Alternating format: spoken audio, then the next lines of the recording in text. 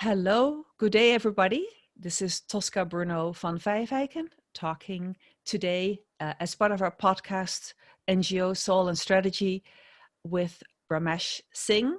And Ramesh Singh and I have, Ramesh, how long have we known each other? I'm going back to 1997, 98 when I worked in Vietnam and you were the... Correct. That's the time. Yeah. That's amazing, right? So today in our series on organizational change management and change leadership, I'm talking with a longtime friend and colleague who I deeply admire, Ramesh Singh. And Ramesh is the former Secretary General of ActionAid. So after we had worked together a little bit in Vietnam when I was at the World Bank there, and he, the head of social development, and Ramesh was the country director for ActionAid Vietnam. Ramesh became the Secretary General of ActionAid. He also, after a period at the Open Society Foundation, where he was the director for monitoring, evaluation, and learning, he became the International Organization Director at Greenpeace International. He also, in more recent years, has been the interim executive director for Greenpeace India. And he is currently an independent consultant who, amongst others, has been working intensively over the last year or so with Oxfam International on the formation of their global strategy. And as I said before, Ramesh and I have known each other since 1997. We've collaborated multiple times since we both left Vietnam, especially during my period as the director of the Transnational NGO Initiative at Syracuse University. Ramesh, you were in fact our first visiting fellow. That's correct, yeah. At Syracuse University at the Maxwell School, when you did applied research, you remember that, on ActionAid's internationalization process as a federation. You were an important advisor to our Transnational NGO Leadership Institute, which was our residential senior leadership training program. You advised us on the design of the curriculum. You held us to account through the advisory group, kept us honest. You contributed to the delivery of that program. I interviewed you for the upcoming book that I'm a co-author of, called Between Power and Irrelevance, the Future of Transnational NGOs, that will be coming out in 2020. And we were on a big team together to conduct an external assessment of Amnesty International's Global Transition Program. So there's been a lot of history and a lot of collaboration, and I just consider you as somebody with I've said this many a time to other people, you don't just have analytical clarity and capacity, but you actually have real wisdom and insight. And that is, thank you. That is honestly not that common. So I just have always appreciated being able to learn from you. You also have true humility and you have true integrity. And so it's an honor to have you on our program today. Thank you. So let's talk about your identity as a former senior leader of two big transnational or international NGOs, ActionAid and Greenpeace. But let's also talk about your role as a consultant to change leaders and change managers, for instance, in the case of Oxfam, and probably other work that you've done in the last couple of years as a consultant. Tell me a little bit first about how you define what I'm using as a shorthand, change management. How do you define that? Because that is a very vague and nebulous term, and it's also a very big and broad concept. How has that shown up for you in your work, both as a practitioner and now as a consultant? So I always, thank you, Tosca, for having me, and rather embarrassing introduction. But thank you. I mean, change, if I, sort of reflect upon my work and also what I see, I mean, there are two kinds of changes. One is that we're continuously learning from the past, correcting courses, so that's sort of relatively easier change in some ways, provided there is a structure and methods of reflections and reviews and evaluations and learning, and there is an environment for that. But the other change that I have increasingly learned more difficult is to be fit for the future, because that's as we increasingly know that the future cannot be predicted, and in fact we're not going to the future. Future is coming on to us. It requires very different kind of mindset and methods for change or understanding what needs to change. So I think we have, so basically in short, the change correcting path based on experience, but actually very large part of change is being responsive and fit for future, really. Mm-hmm. And how, from a skill or trade perspective, how have you seen these large INGOs that you've been leading in the past? How have you seen them try to develop that muscle to become more fit for the future and more responsive to developments that come at them, as you say? Well, fit for the future is the harder of the change. Most international NGO, and I might have as well, found difficult to do, simply because quite a large part of our work seems to be glorifying what we do, whether it's for fundraising or public policy influencing. We try and promote the uniqueness, the results, a lot of successes. And that can lead to, that can be sort of antidote to change, if you like. So there is a sort of a culture and aura, which is necessary, because without that, you can't raise funds. Without that, you don't have a credibility at the table, and now increasingly. So there is that, and as long as we can manage that, or at least recognize that. So that's one area that I think, but I mean, international NGOs have done fantastically well in terms of developing methods for review, reflection. Most of them have excellent evaluation team, learning infrastructure. So learning from the past is good, but it's almost a little bit too much in terms of promoting the past too much, kind of thing. But I can see, and in my own recent experience working with developing strategies, I see now the new skills being required or acquired for scenario planning, foresight development. That asks us not to dwell on the past, but look at the future coming on to us. And those skills and trades are only beginning to come into our sector, and rightly so, so that we can be fit for future, not entirely based on the glory of the past. Very interesting that you said earlier on that our organizations have an institutional need to glorify what we do in order to sustain ourselves financially, probably also to motivate our people, our staff, right, in knowing that they have done meaningful work. And influence. And there are, I use the word glorify, sort of contextually, in the sense there are lots of success stories we have to tell. Yeah, but not only for fundraising and internal motivation, but also to influence.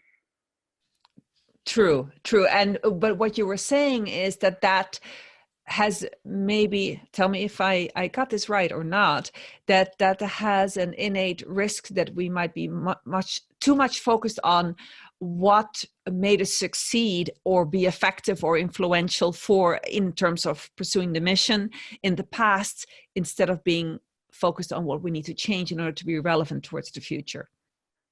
Yeah, both for so our ability to look at the future may be somewhat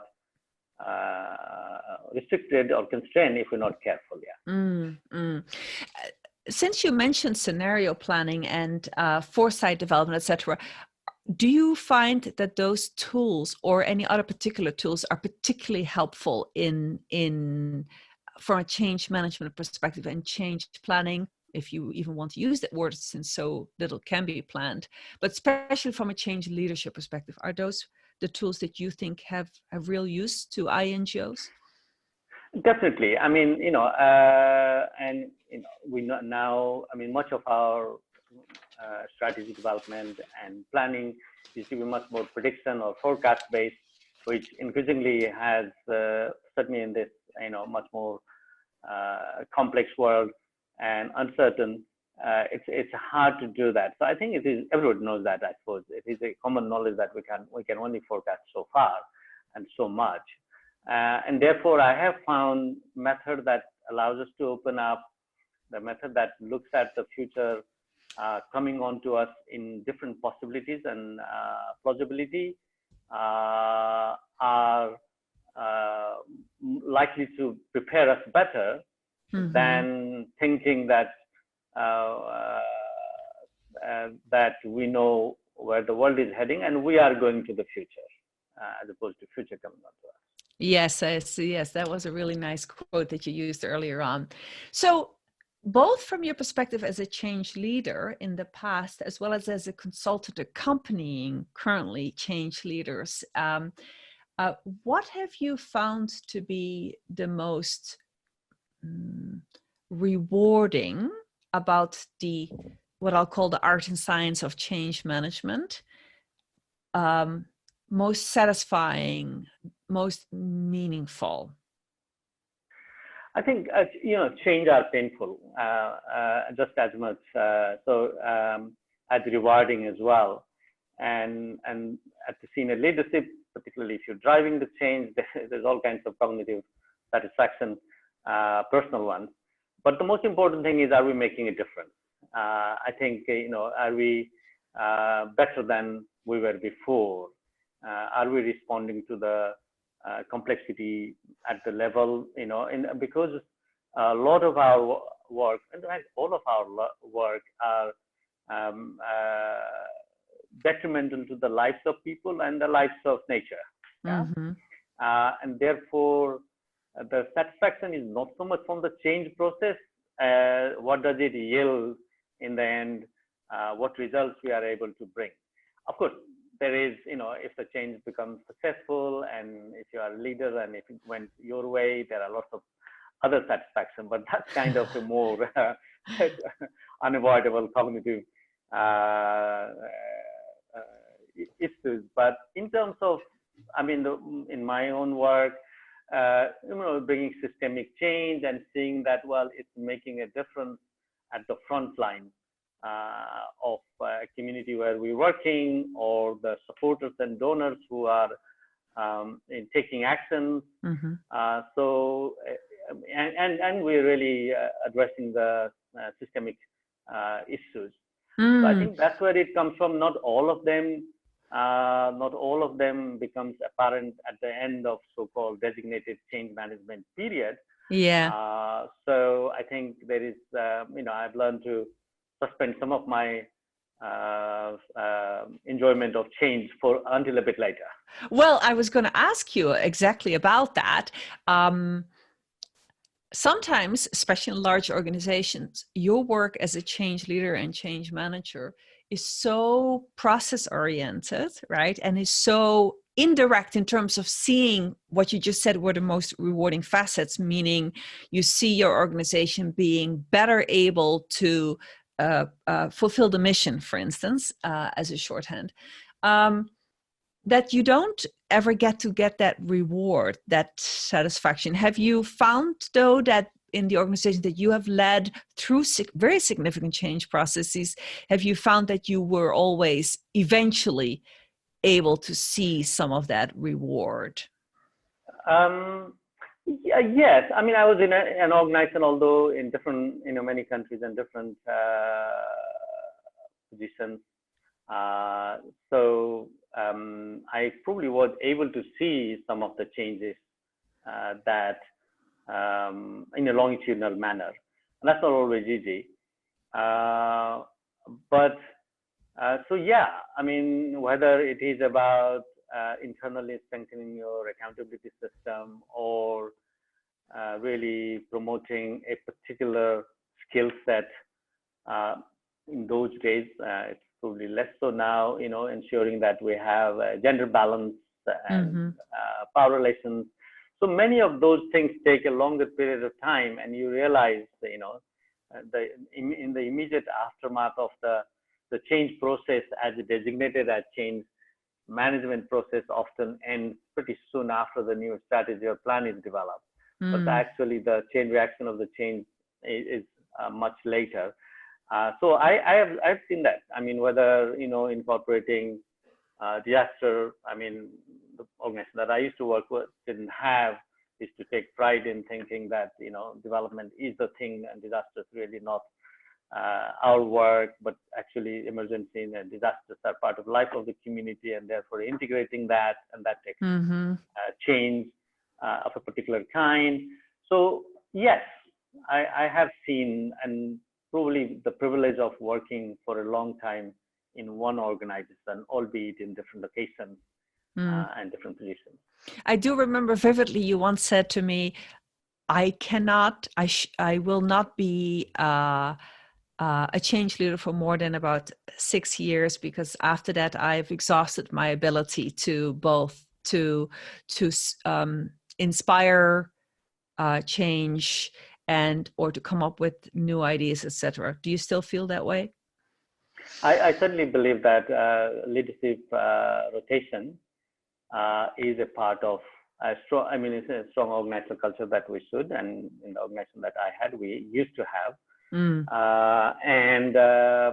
Yeah, I think 5 years or 6 years or even 7. Sure, but basically, if you're careful, you'll start hearing too much of yourself as the year goes by, and that inertia and the ability to bring about change, certainly at the top leadership, can be diminished, I think. So yeah. I'm not saying the same organization. It depends on where you are in the hierarchy as well, but certainly at the level of executive director, chief executive. So it's not so much a functional one, it's the organizational leaders. Yeah. Need to be careful. Yeah, I would agree with you. And I'm saying that amongst others because we know from research that in both the domestic nonprofit community here in the US, where I'm based, as well as in the INGO sector, and we know that from our own research at Syracuse University as well, that the tenure of top leaders is unusually long on average compared to that of the public or private sectors. And it's something that I keep an eye on. So I guess the mirror question then needs to be is change management and change leadership is incredibly complex because it's whole of organization thinking, right? It involves people and people's emotions and psychology, and it involves power differentials and many, many other dimensions. What have you found to be the most difficult or frustrating or trying about leading big organizational transformation projects or processes? Well, not all change that I have managed had involved, but when there are people involved in it, so particularly if it is changing an X number of people, either because of financial constraints or the different competencies required, or just phasing out of a particular kind of work. Yeah. There are people involved, and that is probably the most painful one because there are relationships, livelihood, and all kinds of issues. I think change management can be very painful if it is forced upon you.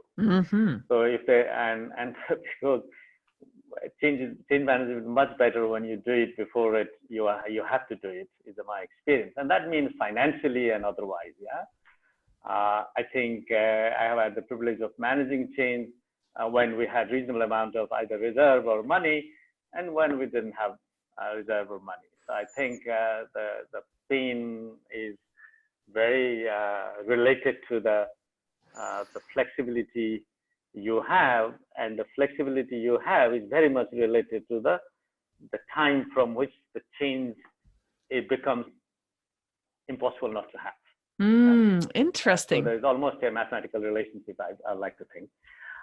So doing change in when it is forced upon us, either because of budget deficit or a crisis has happened, the government wants to shut you down, or all those things that actually happen.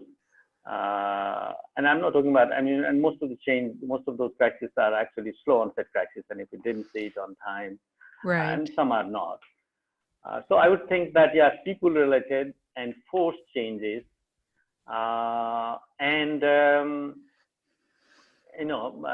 those are probably the big ones.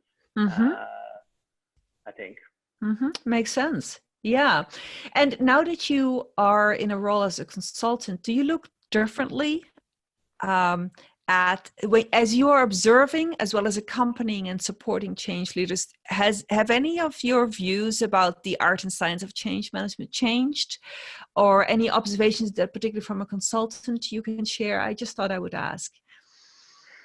Not really, not in a substantive manner, but I do feel that I had begun to realize, even in my own change, thinking change as not a management, but also as a governance process. And I don't mean simply the board. There is a larger value system. There is a larger shift in the context where that becomes important.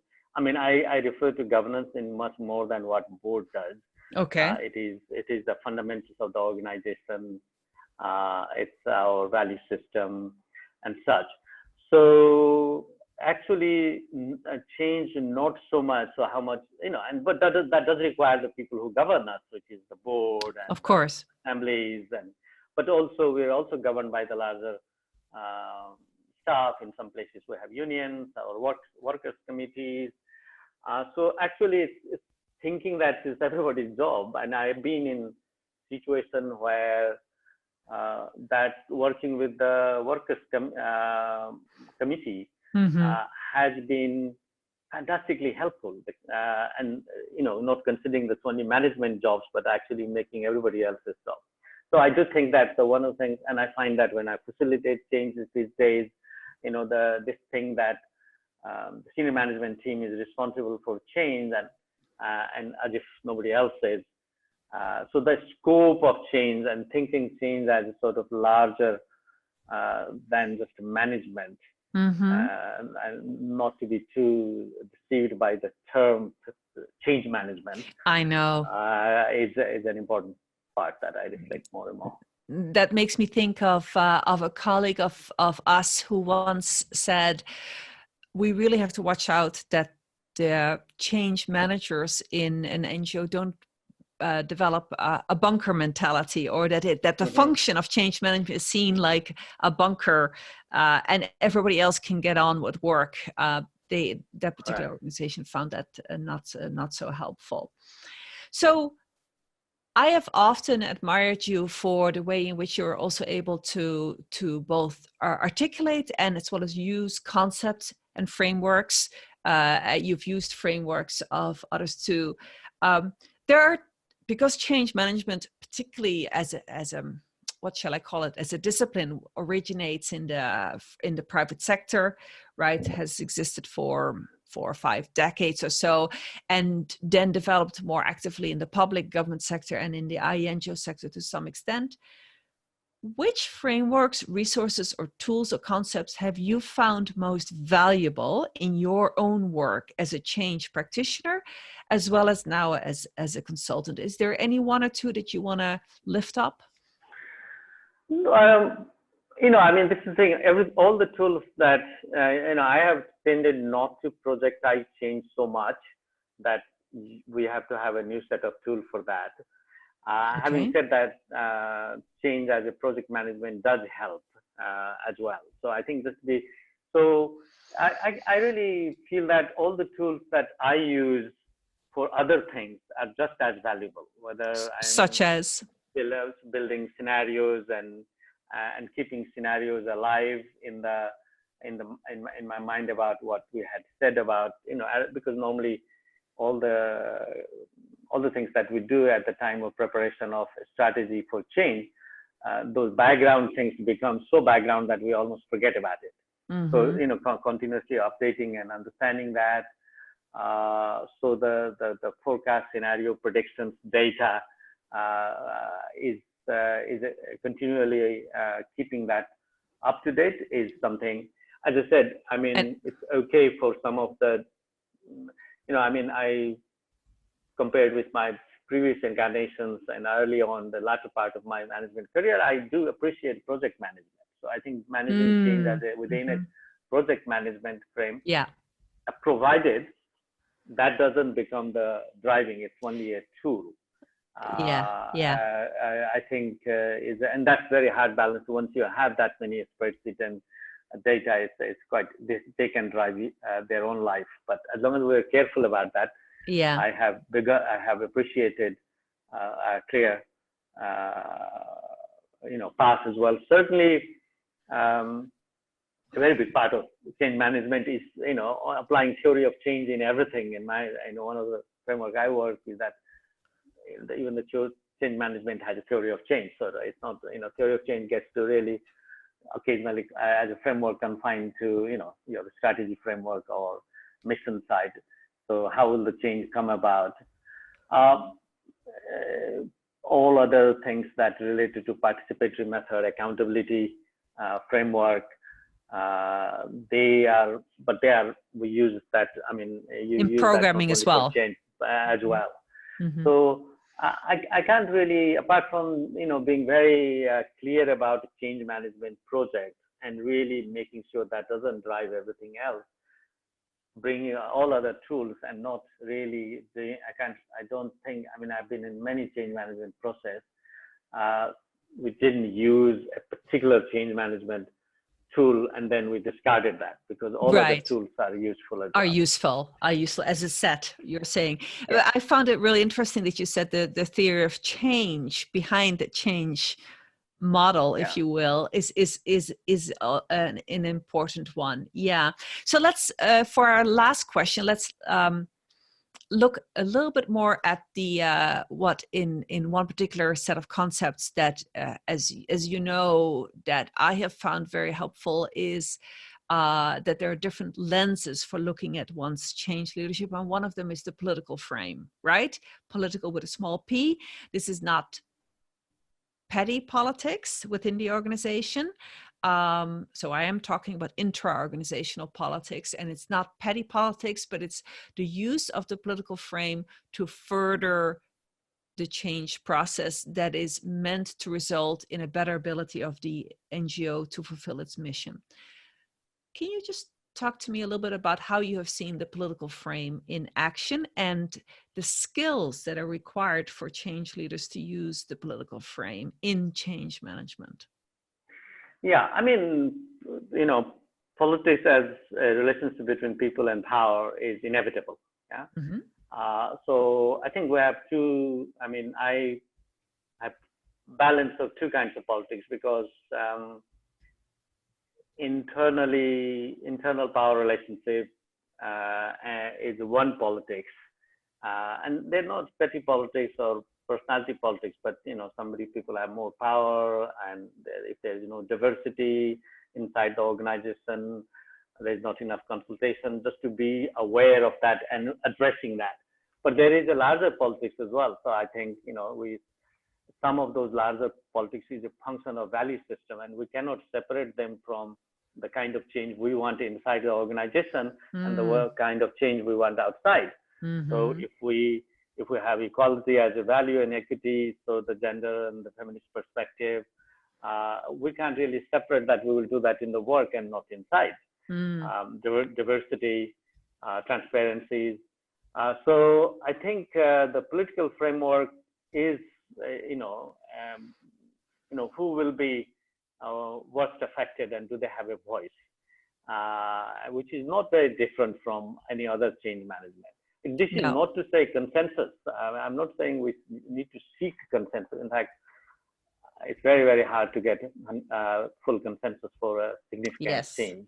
Yes. And unfortunately, I mean, I rather jokingly say that, in fact, if everybody agreed, then it probably wasn't big enough or worth enough a change. Yes. Having said that, I think we ought to take, it's our value system should allow us to measure who's driving, have we heard the voices, have we heard the difference, and voices, analysis of difference is an amazing tool.